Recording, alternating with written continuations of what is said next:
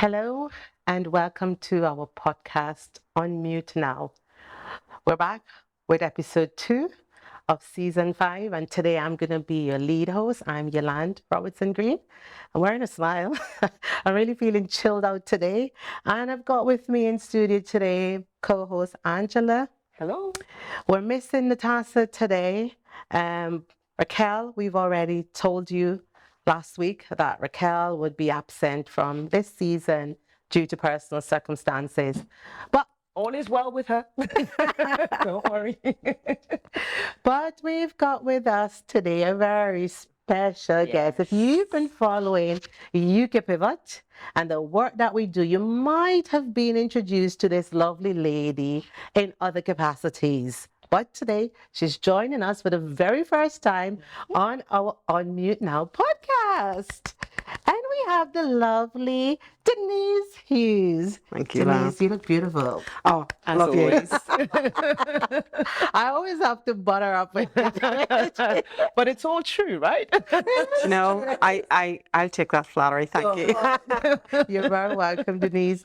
Today, though, I did say that Denise has worked with us in other capacities, but I want to let Denise tell you a bit about herself as much as she feels comfortable sharing today. Denise? Thank you, Yolande. I think we've been talking about this for almost 3 years now of doing this. So you finally got me in. And it is a pleasure to be here. It's always a pleasure to have a conversation with you fabulous women. So yeah, my name's Denise. I am 55 this year and doing a lot of reflection about, who I am, where I'm going. So yeah, I'm married to Brian, and we'll talk a little bit about that later, I hope. I have 4 grown-up children, 5 grandchildren and a step-grandchild. So there's quite a tribe of us. I work for Alternatives. I manage South Belfast Alternatives, not too far from here. It's a restorative justice agency, and the main work that we do is about repairing harm, whether that's in interpersonal relationships or intercommunity, mainly focused around people who have committed crimes or committed harm against others.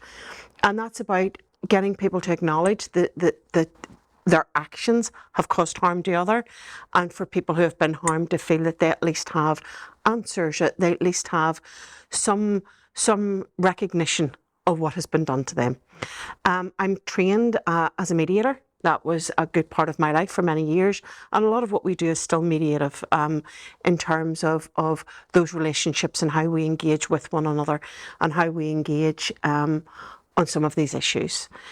I love my work. I absolutely. I mean, I think growing up, my children would have told you I was the worst mediator in the world because it wasn't do as I do, it was do as I say.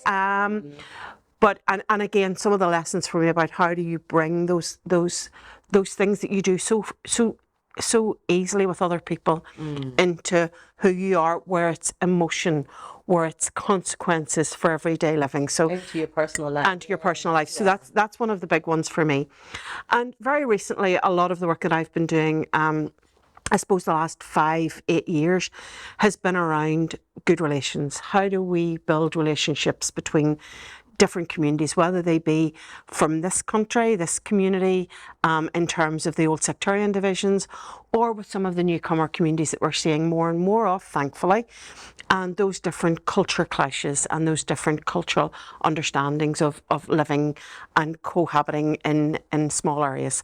So that's, and hence how I come to work with you lovely ladies. Yeah, I know. Brilliant work that you and the team at Restorative Justice has been doing. I hope I got that right, because sometimes they're being known by other names. I see RJI. It's a whole different organisation, but yeah, they do. I mean, we all come under the restorative justice or the restorative practice banner, but just different. Alternatives would work more within the PEL community, the Protestant Unionist Loyalist community, whereas CRJ Ireland would work within the Catholic Nationalist and Republican community. So. Right, that's good. Denise, speaking of marriage and being married to Brian, today's topic, I should have said at the beginning, we're going to be looking at the topic, marriage talk, is love enough?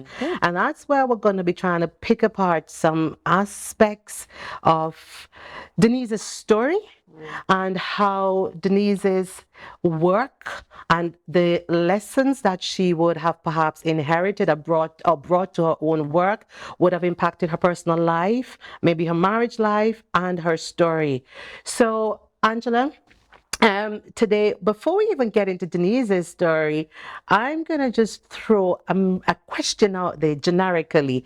We're going to start off by talking about what are some of the issues that we think women face in general in marriages. Single woman, listen up to. I think definitely one of the issues that women face in marriages, they kind of come into the different phases of their lives, is just being able to balance. So balance being, first of all, you became a wife, then at some point maybe you had children, you became a mother, and the various roles that you're playing. And you find sometimes that you just can't, you're constantly trying to juggle that, and one is, impacting the other. So that's one of the, let's start with an easy one. That's one of the issues, just prioritizing and juggling it all. I think I'm probably going to be the devil's advocate as usual. It's probably the hat I wear everywhere I go. And I'm probably going to start zeroing in on the species of Black woman when I think of marriage, because that is obviously the experience that I'm coming from, in terms of being a married Black woman. I think for me, one of the characteristics, well, probably not really, not a general characteristics of women in the Caribbean, is that we tend to perhaps be in very long-term common law relationships before you end up getting married. And so when you transition from common law relationship to marriage, people have this myth that things are going to change, and generally it doesn't. So if you're quote unquote having a common law relationship that isn't working, perhaps one of the big one big lesson is don't just get married to tick the box because you feel, you know what, we've been together so long, we got to get married. So having said all of that, I say that to say that one of the issues I feel as a Black woman being married that I experienced was that of control and the shifting of power, because when you're in a common law relationship, sometimes you don't share the same home. It's a common law relationship where parties are visiting each other, but then you get married and then you start sharing the same home.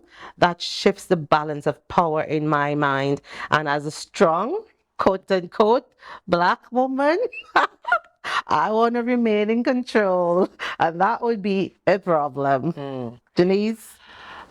I think mine is similar to yours. And I would say one of the biggest difficulties that women face is unrealistic expectations.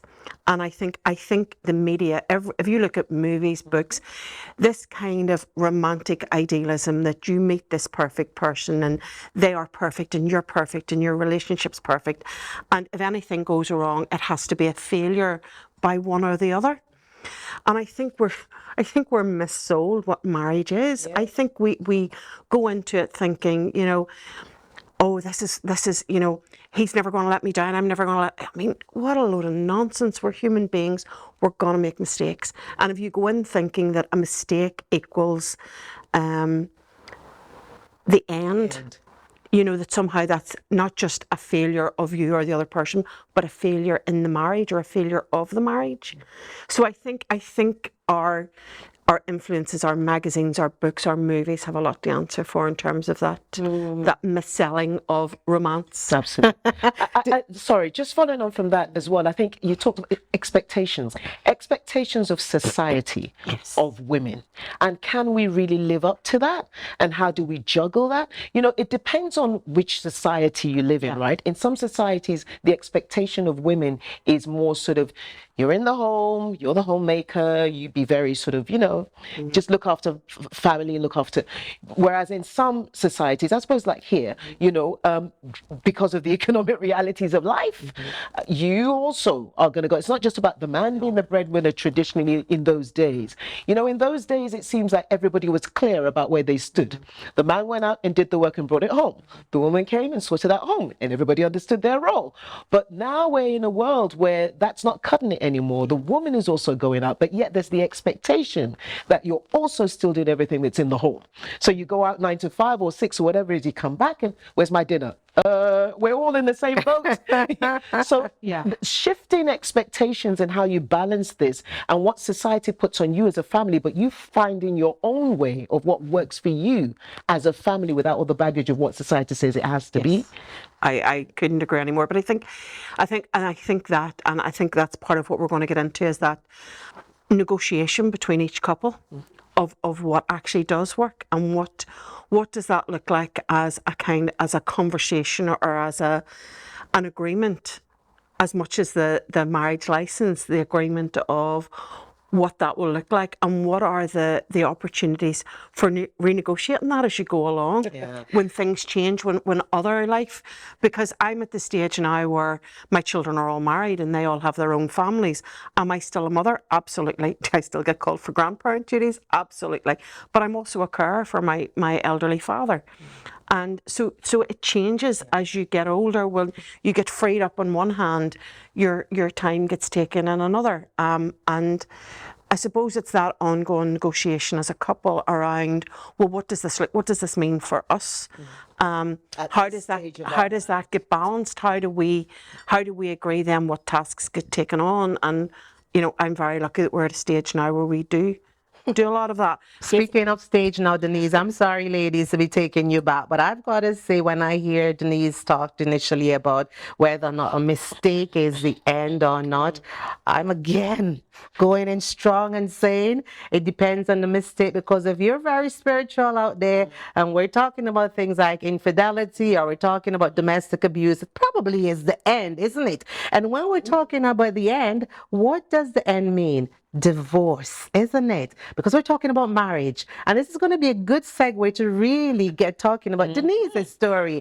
So divorce as something perhaps that is taboo, I don't know, maybe within the Black community in Northern Ireland or elsewhere, or perhaps generally taboo.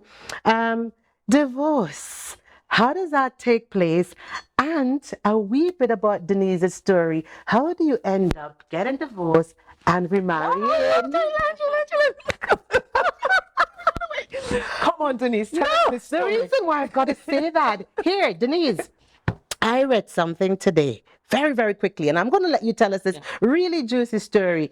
I read something today about the pros and cons of remarrying the same person twice. I want to hear from you, and I want to see if it ticks those boxes. Denise, I gave it away, but here you go. Brad and I met, I think it was in 95. Yeah, we were 28 years together there on New Year's Eve. And we met, I was 26. But when we met, I had been in a long-term relationship. I had 3 children. Bran had come out of a divorce, but he had no children. And I want to say thankfully, because there was enough chaos in the house without adding any more. But automatically, we started with him stepfather to 3 children, and we'd been through all sorts of our own stuff with the breakup of my previous relationship. So he came into what was quite chaotic, but from day one, he encouraged me to be the best version of me. I will say that from the outset. And it's something I think I had forgotten as we went along. So he was the one who encouraged me to go back to school. I went back to university at 29. When all of the children went to school. Him and I got married halfway through my first year. The year after that, so when I was doing my finals, I was pregnant with baby number 4, which was our child together. So again, that adds complications to relationships in terms of the other 3 and how they felt and all of that. Because my eldest child was 10 when the 4th one came along, and the youngest at that point was 7. So we muddled through, as you do. You find, I was trying to build a career for myself. He was building his own business. We had all the chaos of the needs of not only our immediate family, but the external family.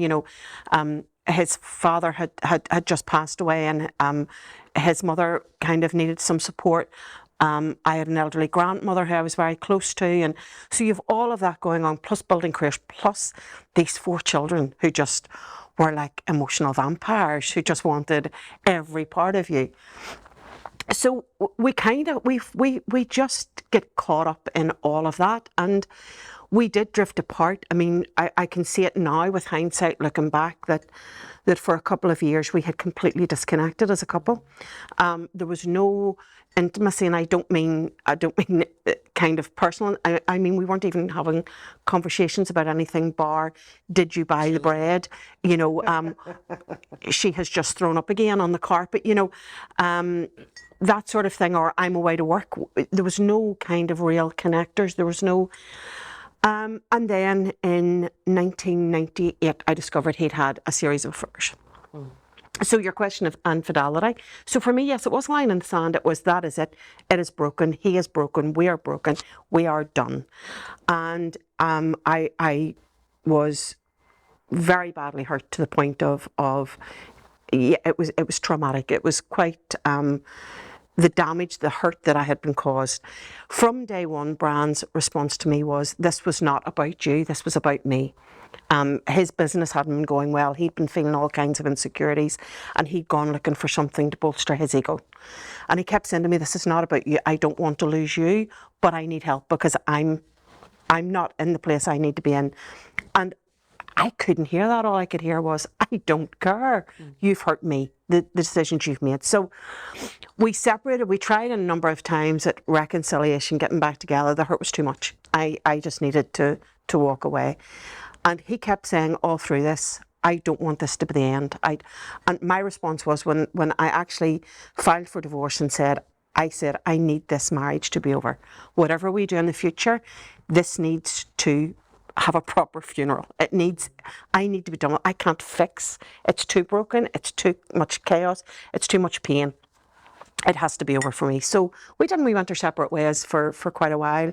You know, things like Christmas, he was there for Christmas, although my mother used to say to me, you know, why is he here for Christmas dinner? And I would have done the whole, well, he's the children's father. And my daughter one day laughed and said to me, no, it's not. It's that you refused to give him any of your Christmas trees in the divorce.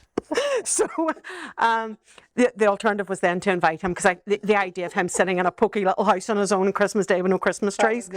So he came and had, so there was always a connection. There was always that kind of, you never really lose contact when you share children. Yeah. And we always tried to co-parent. Connor was only 7, 8 when we separated, and I think 10 when we got divorced. So it was quite hard on him. We divorced. We actually divorced. We separated in sort of early 2010. It was 2009. 2010 we separated, and 2011 we got divorced. And then... Denise, I'm interested to know, did you then plough all your energies into work? I did, but I was doing that anyway. And I think that was part of the, you know, when you have all of these children, all of these demands, what I was doing in work was meaningful. And it was making a difference. And it was where I felt validated. It was where I felt I had some control, some sense of me, some value that I didn't feel that I had at home. I mean, nobody tells you how difficult motherhood is. You know, I mean, again, completely feeling like a failure because of this chaos that went on. Sometimes I used to think, you know, raising children was like whack-a-mole. You know, you just got one settled and another one raised issues, and it was this constant battle of schooling and their relationships and issues that they were having with different, and it just felt endless at times. A few years later, we got back together, and I'm not going into all the details of that. It was quite romantic, but we reconnected at a time when there was something going on for one of our children, and he was there for me. And not long after that, my mother got very sick, and again, he was my rock. My biggest concern, honestly, and us getting back together, was what other people would think. Oh, well. Because you said it, that whole idea of infidelity being that line in the sand, and how could you trust, how could you forgive? And that kind of looked at me, and I thought, what I tried to do was think, okay, I'm a mediator.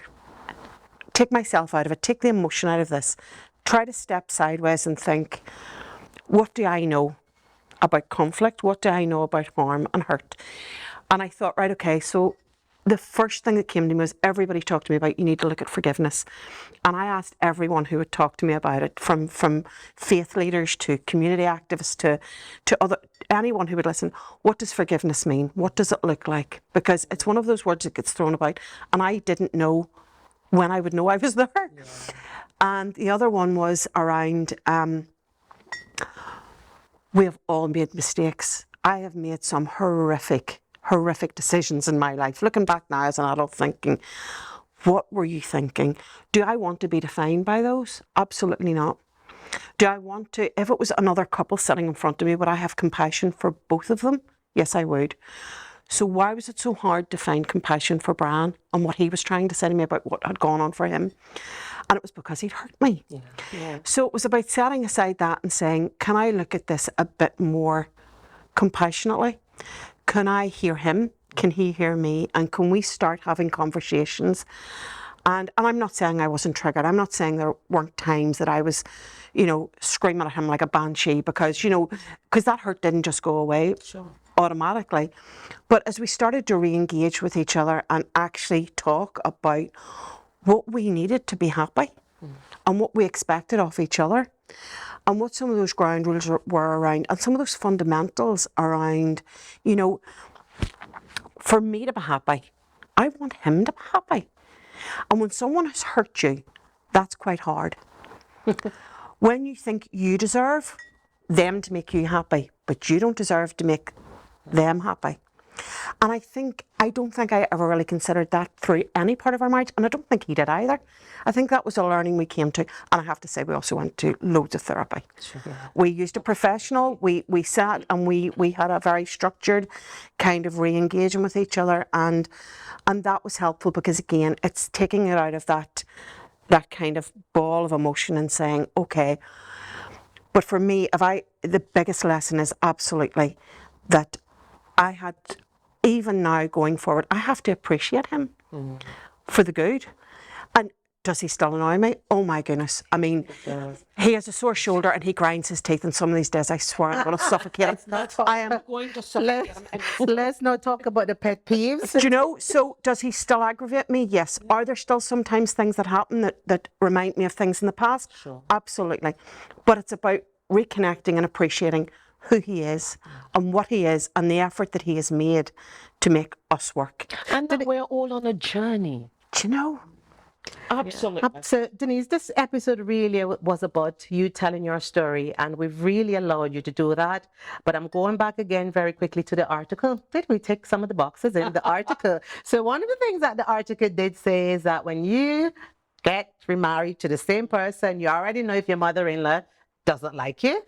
You already know what they smell like when they use the bathroom. I'm not going to go there. No. And you're not afraid to use the bathroom with him. Yeah. But the article did, in fact, really mention forgiveness as a big thing. So you've ticked that box, Denise, and that, in my view, I have to say, I will be a hypocrite sitting here and thinking, Denise, when I listen to your story, a lot of the things you said are very similar to my experience of infidelity and having come to the point of forgiveness. I've said this in other episodes before, Angela, when we looked at domestic violence, my whole idea of forgiveness. And I've come very close to the point of the end many times, that D word, isn't it? But this topic is never, ever going to be a topic that we can address all the issues that every single woman experiences and what every single woman's perception is of this issue. You know, a couple of things I wanted to just pick up on. One thing that you said that I found very interesting was that the hardest part was, what will people say? And unfortunately, people around us, even those who love us and care for us and so on, they don't always give us the right advice in these circumstances. So you hear things like, I wouldn't take that. What? After and especially if they were there for you when you went through your pain. Do you know how many times we cried together? And but you've got to remember that this is your journey. Or that they found that there was something lacking in me because I wanted to even consider it again. So I got a lot of judgment as well around, what is wrong with you? Why would you? And I just had to be in that moment of, at this particular time, he was the one that was there for me. He was the one that had my back. And so important. Do we all deserve second chances? Let me just say one thing though, on this issue of forgiveness, right? It's not going to get anywhere without forgiveness, right? No. But we talked about some of the reasons why it leads you to the point where you're nearly at the end. So infidelity, Yeah. big one. But even that you can get over. But what I wanted to touch on was the issue of domestic violence, and I know that we had an episode on this. Just to reiterate, you can get over it. However, that has to be done in a way where you are safe. Absolutely. Right. So I would engage in counseling of couples and so. But the line that we draw is that once you understand that there's domestic violence in that, the first thing is safety. Yes, absolutely. And then we can start to work within, once we've created that space, right? Very, very important. I think it's important we say that because I know that in the community, we don't talk about these things and people are suffering in the name of we're trying to reconcile and make it work, but safety is important. And I would also say a change in behaviour. Yeah. That it can't be enough to just recognise your behaviour. I mean, if we can even go back to the restorative model, it can't be enough to say that behaviour was wrong and it harmed someone. It has to be that behaviour was wrong, it harmed someone, and I need to find ways that I don't do that again. Yeah. Right. And restitution where possible. And funnily enough, I was speaking about this in church today. Restitution. We're going to need another episode for this. We are. It's going to be a part two. What does that look like? So next time maybe Brian will join us, but I have to say Brian is very aware that Denise is going to be here today. Yes. He gives his blessings on this episode, Brian. We really were happy for you if you're listening, and Denise is fantastic. So I've got to say, in my own life, here's what I do many times when I get to the point of the D word. I say, before I do this, will I remarry this person again? And if the answer is yes, I'm not ever bothering with the divorce. Yeah. Generally, the answer is yes. He better not be listening and taking that for granted. But ladies, in bringing it to a close, though, I've got to get you guys to answer the question, yes or no. Is love enough? No. Angela says no. Denise says no. No. Me? It's also no. What do you think out there? You'll tell us. But finally, as well, before we wrap, last week we talked to you about this season being sponsored by the National Lottery Community Fund. Again, thanks very much to the National Lottery. We again reiterating that these topics in season 5 were inspired by our Leveling Up Symposium held in October 2022 during Black History Month, which Denise was a part of. Denise would have been one of our presenters in that project. She would have presented alongside our community fan, Joe Ricketts, and they both presented on the topic of community cohesion. And what does that look like? So as families... Family is the core of community. That's where it begins. Absolutely. With women being part of these families, we never ever can get away from discussing the issues that impact women in general, that impact families in general. And so today, marriage talk. Finally, ladies, finally, yes, the empowerment message. Absolutely. What is it that we would like to say to women? I liked what you said earlier about our journey's not over. You know, and just because you make a mistake or something isn't working right, that empowerment is you find ways to transform it. You find ways to make it better. You find ways to find your own happiness. Yeah. I think for me, and Denise probably forgot that this is what she told me when the very first time she told me about this story, and it never ever left my mind. So my message in terms of empowerment for women, it is really about living what you preach. And if you are in a place where you are working with young women, I find myself in that position a lot of time, thinking about whether or not I'm being a hypocrite, whether or not the message that I'm sending, my work that I do it Unmute Now or with UKPivot, if I'm actually living that message. So for me, it is about living what you believe in. And if that goes to the core of love, and just love alone, and if that's enough for you, that's fine. But it's about you living what you believe. Okay, all right. And I think what I'd like to say is that, you know, please do not look at any man to make you happy. you need to find that from within yourself. There's got to be a deeper connection for that to happen. Because if our happiness is dependent on other people, we would be disappointed every time. Now, don't get me wrong, family makes you happy and all of that, but don't hang that burden and that baggage and that responsibility on somebody else. We've got to dig deeper, get in touch with ourselves, the core of who we are.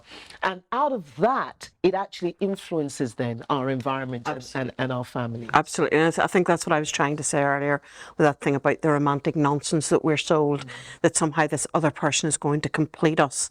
No, they should just add to what's already you. Absolutely. Yeah. You both, two whole beings come together and make it even more whole rather than, absolutely. Thank you Thank to you, these Denise. two beautiful ladies. Thank you. Denise. I'm sure people are listening have got questions. If you've got any questions, any comments, please throw it into the comment section and let's keep this conversation We'll going. get Denise So to valuable. answer them. Yes. Thank you a absolutely. million, Thank you, Denise. Thank you, Angela. Lovely. Well, we've come to the end of episode 2 of season 5, where we've been talking about marriage and whether love is enough. We want to invite you to like, subscribe, send us a share. comment.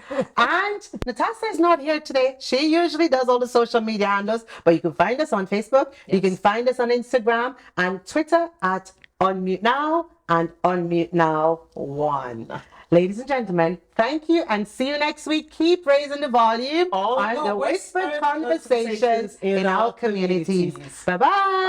Thank you. Bye.